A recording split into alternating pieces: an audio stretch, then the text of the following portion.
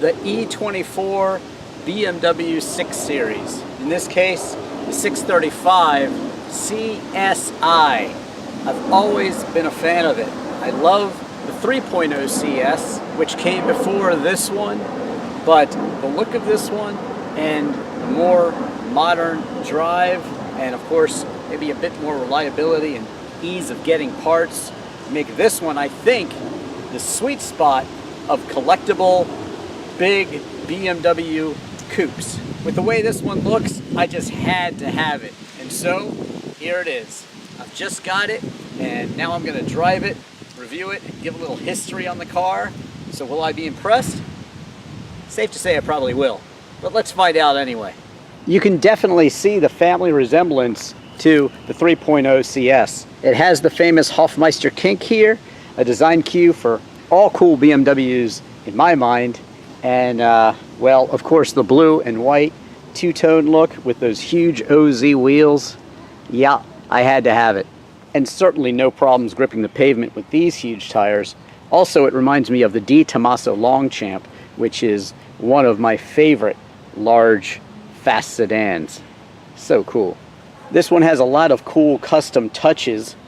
If you're wondering what Lazov is, well, that's the guy that actually built it in this current iteration with the blue and white scheme. Love it.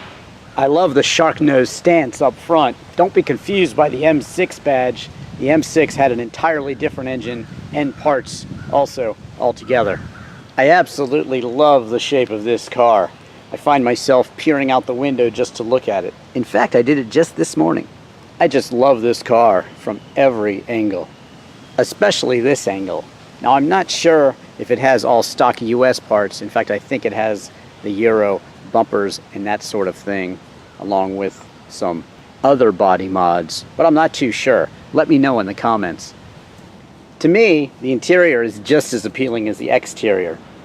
Avid viewers of my videos will know that most of the cars that I can actually select the color of are blue, and white leather is just awesome. Check out my review of my 911 SC. That now has white leather interior with blue piping, actually. I'm not real sure if these are Recaro Sport Racing seats or actually if they are BMW racing seats. I'm just not sure. So if you know, again, let me know in the comments. But one thing I do know is that they hold you in very well when cornering, and they look cool as hell. It's a very sporty interior. Large speedometer, large tachometer, fuel gauge. Also, you have your temperature gauge, and that tells you your miles per gallon, like all classic BMWs. And then just the sort of analog warning lights that you get, and basic controls for everything. But you do get everything all power in this one. This is the L6, actually. That was the luxury version, so you know, a lot of adjustments here that are all power, and this was cutting edge back in 1988. And for this E24 here, it has 3 settings for the transmission. I'll get to those later. And a nice big glove box, and just a really nice, well-appointed, but yet simplistic sport coupe. And that's what this BMW is all about, being the best sport coupe that you could buy back in the 80s. So does it pull it off? Well, I'll talk about that later. You get easy access to the back seats, which are probably best left for kids, but they are contoured well to your body, and you do get some storage in the center, and even your own vents back there, which back then was really, really very luxurious. Hence the L6 designation for this BMW. One great thing about the 635 CSI E24 BMW is the large trunk, full spare, and it doesn't even infringe on the storage space. You can definitely take this on a long weekend or week-long cruise. Don't forget to check out my disc golf videos as well. So there you go, one crazy cool custom BMW, and one really nice sporty interior that definitely has all the luxuries and comforts of the day. You would think that power comes from a 3.5 liter inline 6, but it doesn't. It comes from a 3.4 liter inline 6. I guess they just thought 3.5 was a catchier name for the car. At any rate, it makes 208 horsepower, and even more torque, 225 pound-feet of torque, 140 mile per hour top speed, and a 0 to 60 time of 7.4 seconds. Not that you really care, but overall fuel economy will be right around 18.3 miles per gallon on the city and the highway combined in this 635 CSI.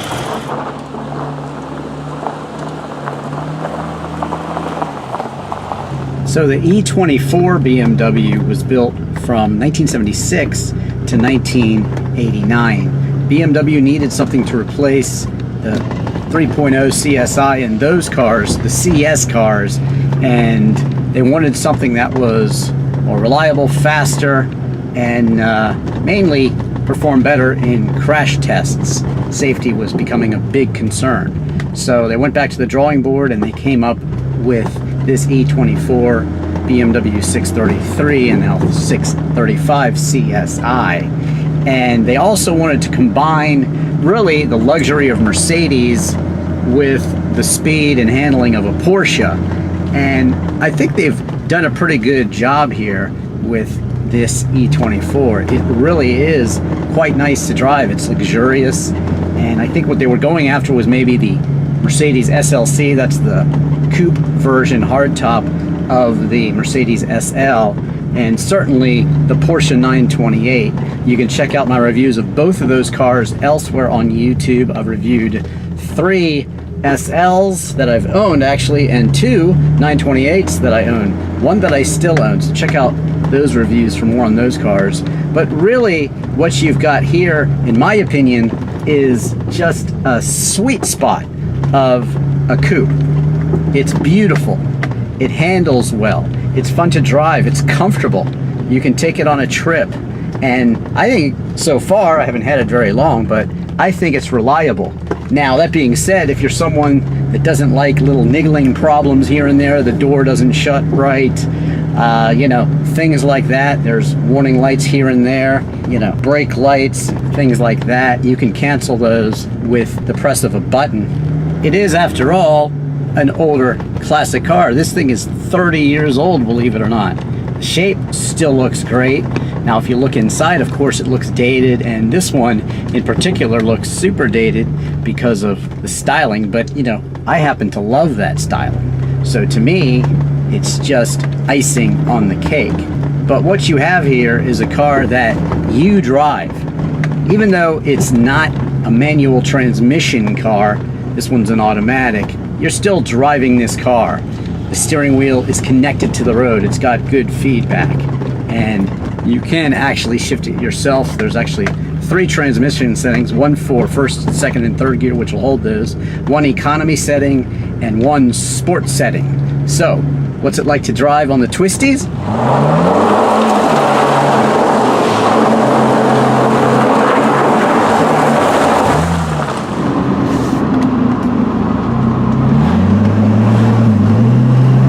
Well, this one has bigger than normal tires, and I must say, for an 88, the brakes work really well in this, and it's got some get up and go. Definitely hang on in the turns quite well. Wouldn't think that you're in a 1988 car, so that's a good thing.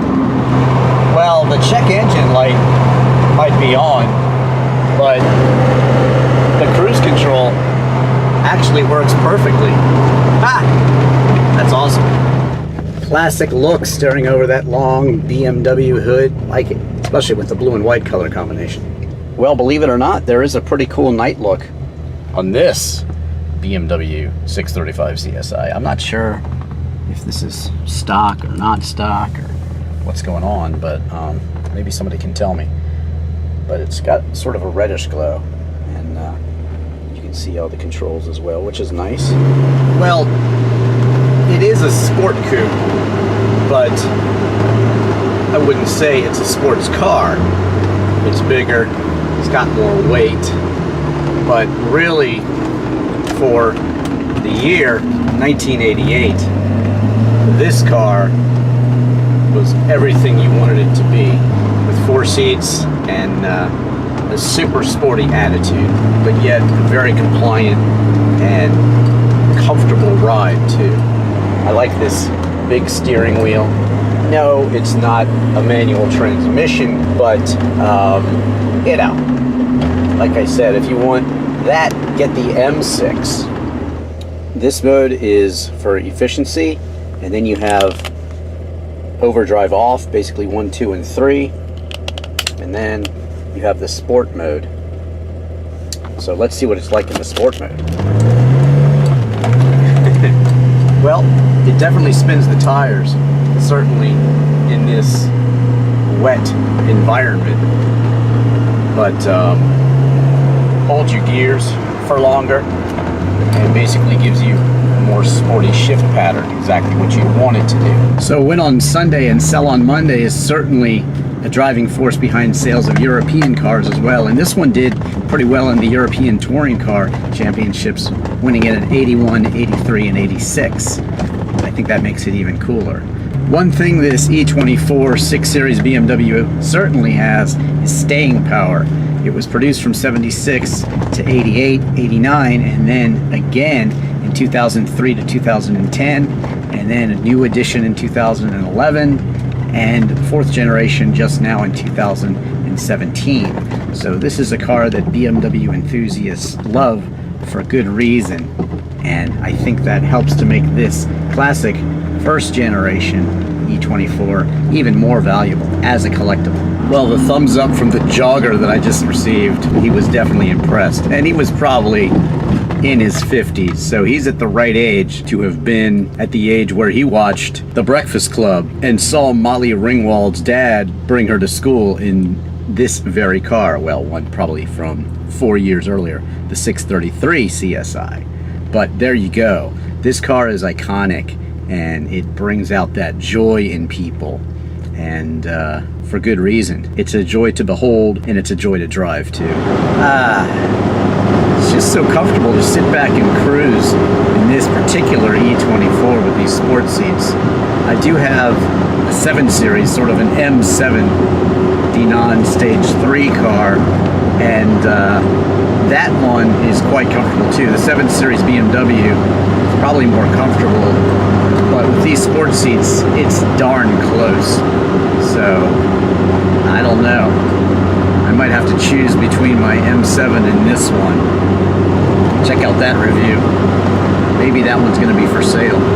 It's particularly glorious driving this car with the beauty of these trees right now. Oh, so nice. This one, I think, is probably a hair crisper than the 7 Series of the day, just because of size difference.